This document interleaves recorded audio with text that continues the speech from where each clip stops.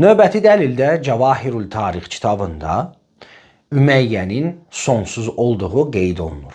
Yəni o bir sonsuz idi və cahiliyyət dövründə yaşayan bir şəxs idi ki, Abdüşəms onu özünə övladlıq edilmişdi və özünə nisbət vermişdi və əsil deyildi.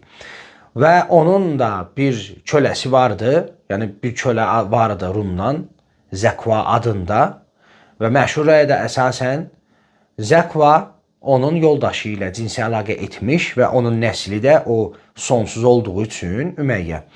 Cahiliyyət dövründə əgər araşdırsanız görərsiniz ki, insanların zövcələri digər bir naməhrəmlə kişidən zina edərdilər. Və bu çox bir məşhur bir yəni necə deyim, adətə çevrilmişdi. Və Üməyyənin də yoldaşı Zəkvadan övladlar edinmişdi.